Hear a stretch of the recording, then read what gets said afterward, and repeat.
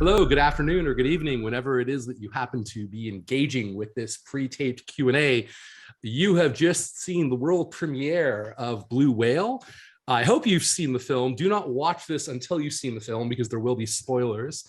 It is a great pleasure to introduce to you two of the key talents behind it.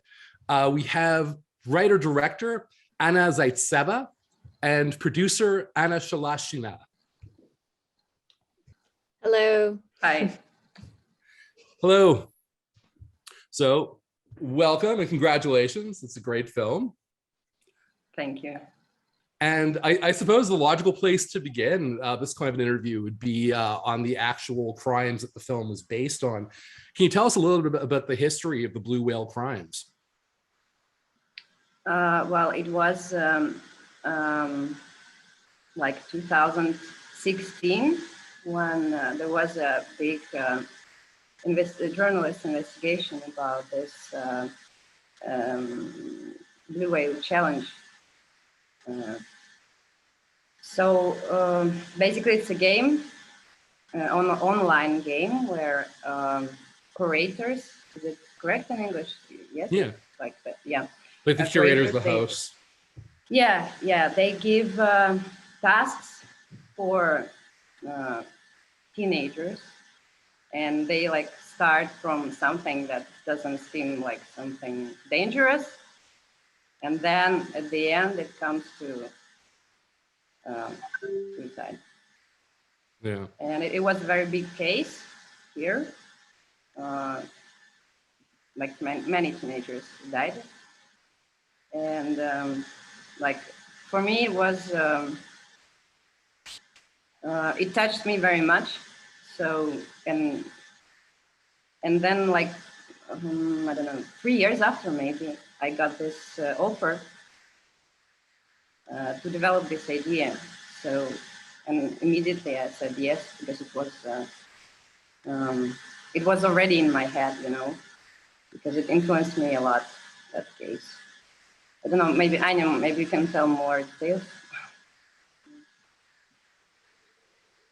Well, it was a very tragic, of course, for everyone when this was disclosed to a wide audience, because we've heard different stories about it, and basically we knew that hashtag "I want to play the game" basically leads you to the Blue Whale challenge, and it wasn't considered as something serious in the beginning. And I guess when the first journalist reports came out, it was like a huge, huge news for everyone. And of course, there were talks in schools, and teachers were teaching school children basically not to be fooled by people that basically are looking for teenagers, and so to say, that trouble teenagers basically. Mm-hmm. Yeah, I mean, tapping into pre-existing feelings of destitution or lack of self. It's an incredibly disturbing story. Did the Quiet Place, or the Quiet House, was that invented for the film, or was that part of the Blue Whale Challenge parlance? That was Quiet. Это Тихий дом. Mm-hmm.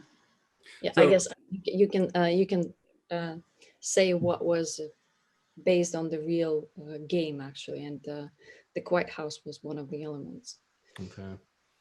Now, when Ms. Zaytseva, when the project was pitched to you, you're saying that someone came to you, you'd already been thinking of it, but it was an offer.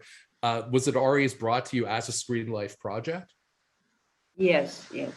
Okay. I mean, the format lends itself so perfectly to telling this kind of a story. Yeah, exactly. That's why I thought that, like, honestly, I didn't think I would do a Screen Life project before. But exactly because all the everything is happening online, it really suits to the story. So I thought it's perfect. Yeah. And I decided to try it, yeah. Okay. What are the aspects of Screen Life storytelling that you find appealing in general as a storytelling approach? Well, it's here it's I tried to make it more. Oh, wait. I tried to involve more live action into the film also. So for me, yes, like classical screen life is more like being in front of the computer, and it's an important part of this film, of course, because she has a lot of this online chatting and things like that. But for me, it was important to make a lot of also these action scenes that are somewhere, because I wanted to make it also like more of a genre thing, and that's why we added there that she actually films her tasks and sends it to the creators, which actually is true. That's what they do. Yeah, I would imagine that would be a key component of how this kind of a game would have worked. They'd want video. They would want to see it. Yes. So it's all true. I mean, it's also just fits to the form. And yeah, for me, it was important. And I love the way it gives you an inner perspective to some of the characters' non-verbal aspects. Like, for example, when Dana's character rethinks her text from "only sissies kill herself" to something along the lines of "so few awesome people around and you want to check yourself out," and goes with a more delicate approach. And these are the kinds of things that you can't tell with conventional screenwriting. I mean, I feel screen life in general brings you that interior dimension to characters that's really rewarding. Yes, if I understand you now. Oh, I'm sorry. Yeah. Sorry. If I understand you right, yes, screen life gives us this opportunity to show more of a character thoughts, or I don't know. We develop the whole world. Like, what are the pictures they like? What are the pictures they post? What they write?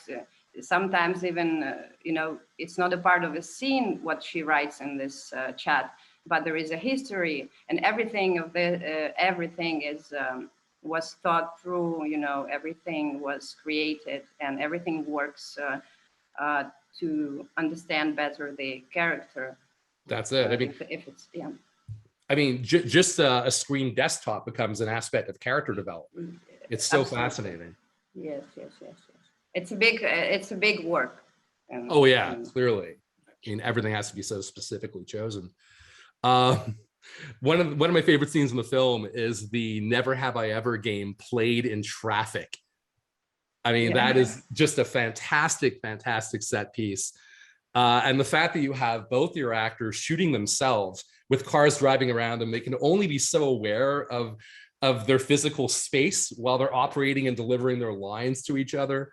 How did you stage that? It's so well executed. Oh, I'm glad that you liked it. Well, actually, it's not themselves shooting.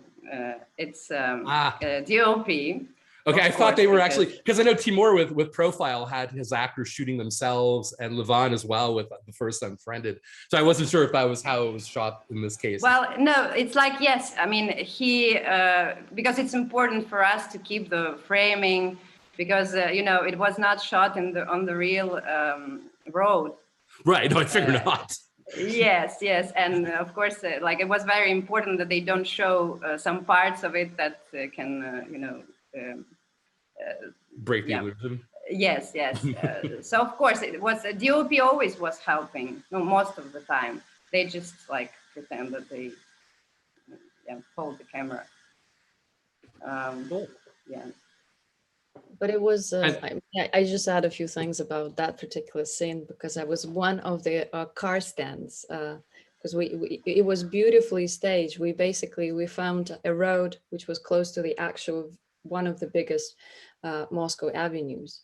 And that was kind of our background. So we had a lot of cars. And then we were on an outlet where we had 7 cars moving in a particular direction, basically in a sort of a circle. so that you had a feeling that the cars were moving constantly. So we were making like, I mean, 200, turns, Right. so that you have cars coming up. And it was really fascinating. I don't think I've ever driven that fast in my life. So. And it Yeah, cheats and the it moment was, perfectly. yeah, it was maybe only 8 cars maximum. Yeah. Fantastic.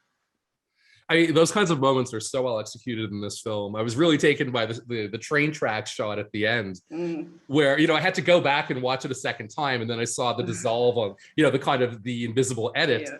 But the first time I saw it, I was like, oh no, they didn't. I really thought for a moment that you had your operator like lie in the center of a track and allow, a train to pass over the lens and then sit upright after. I was just like, my God, that's incredible. But you did have other shots that were legitimate stunts where you have your actors or stuntmen hanging off of platforms and things like this. Do you want to go into that a little bit? Yeah, we can. We can.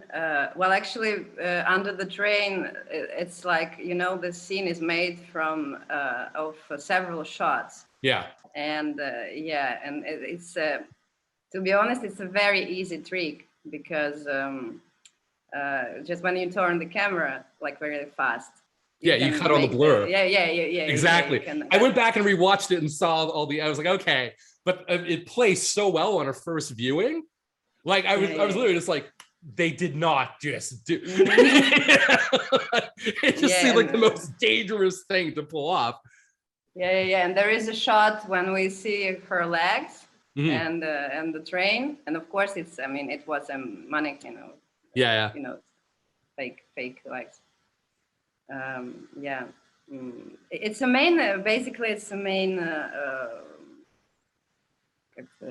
It's our main trick. This invisible cuts on when camera moves. Yeah. But it really works. I think. Like you don't think of it. No one does. No, it's flawless. It's a great device, and it's again one of those things that screen life storytelling lends itself really well to, because you expect to see like jittery cameras and things like that if anyone's like running around with their cell phone in portrait mode or whatnot. So yeah, it's great. I want to ask you a little about your lead actress, Anna Potebnia, who I know you've worked with previously on the short, and the two of you clearly work really, really well together. Are you planning on making more films as a pair? Well, I hope. I don't have a story for her yet, but I hope. I love her very much. She's great. She's terrific. And did you write this character, the Dana character, or Dana, I should say? Did you write specifically with her in mind? For the yes, yes, because actually I was writing this screenplay with another screenwriter, meaning this character a little bit from my short film where she acted. Mm-hmm. So it's almost as if. Yeah, no, kind of. As if that character goes into a much darker place with the sister hitting trauma. Yes. Because in my short, there were also 2 sisters, and I kind of somehow brought it into new story. Interesting. That's great. Now, when the film's released, I think it's coming out in November out there. Yes, November 18th. Now, is it being pitched specifically towards a young audience, a youth demographic? I presume it will be.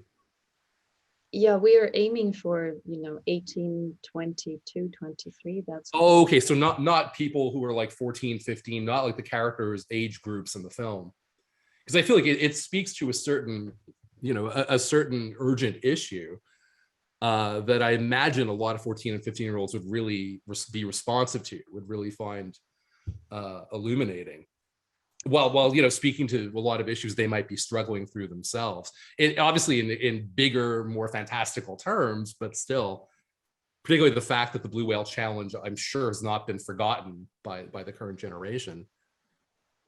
Yeah, we did a research about that as well. So we made some sort of polls on our target audience to see if they still remember the Blue Whale Challenge, and the turnout was really high.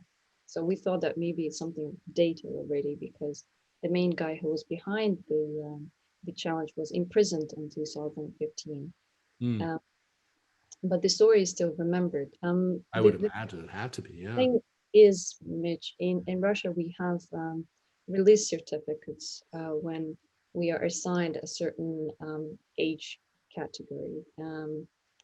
And because our film speaks about a bit of sensitive issues, we're basically waiting for the decision on age group which we can target the film to. Right. Yeah, that makes sense. I will say one thing I was really happy to see with this film is the fact that it's a proper Russian film. And what I mean by that is that when we world premiered Unfriended back in the day, it was submitted under the title Offline. By the time we played it, it was under the name Cybernatural. And then, you know, it came out seven or 8 months later under the title Unfriended. But when we first showed the film, it's taking place in America, but it had a very Russian perspective. And of course, it's Levan Gabriadze, Timur Bekmambetov producing, and yet people saw it as if it was an American film. And Screen Life is a Russian creation. There was that teen comedy several years ago. Hey, let me just, yeah, Dnyuka. Which had that great Roman candle drone shot, but that wasn't exported to my knowledge. It hasn't played in the West. This film is designed to be exported as well, right? This film will be showing worldwide. Yes, it has already been sold to a few territories. I'm not sure if I can disclose. But oh, you don't have to. Yeah, you don't have to announce sales that haven't been announced yet. But the main thing is it was made with the world market in mind, that it will travel and that it will be out there more. And I just like the idea that audiences, Western audiences, are going to see a proper Russian Screen Life film, you know, with Russian internet interfaces, you know, with all of these apps as they appear there. I think that's just a really nice thing to see finally happen. I was curious about the use of Telegram. Is Telegram popular in Russia? Yes. Yeah. It is. Cool. You hear it. It's a very small. It's growing, I suppose, but it's a smaller thing. Also, just a funny comment: the idea of only boomers listening to Motorhead now. Have any of the surviving members of Motorhead seen the film? I presume not, but. No, but we actually did get an official permission from them to use their logo in the film. So we did send them the synopsis and pitch them the story. So. Excellent. I figured you'd have to do that because, yeah, it's such a key part of one of the characters. You sort of need to. I mean, that icon is used so consistently in the film. Yeah. But I love it. Only dinosaurs listen to Motorhead. Just like lifelong Motorhead fan here. And borderline boomer myself, I guess. So yeah, I think that's really it. I mean, I'd like to ask you, either of you plan to do more work with Basilevs in the Screen Life storytelling format?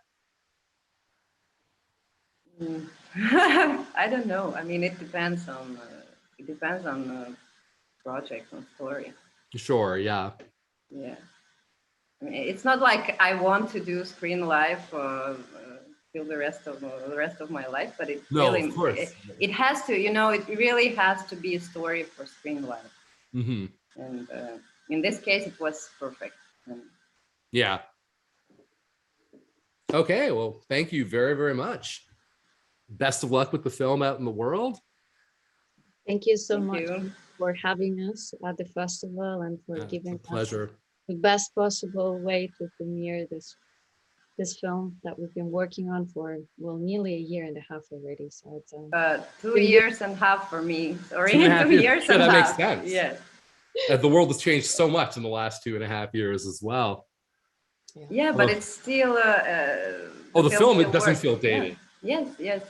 Yeah, no, the film feels very much of the moment, particularly in that it also addresses gaslighting and people being manipulated into not trusting their own emotional responses and instincts. I mean, it's very of the moment in that sense. In the West, anyways, it certainly is. So I think that you can release it even a year from now and it'll still feel very specific to now.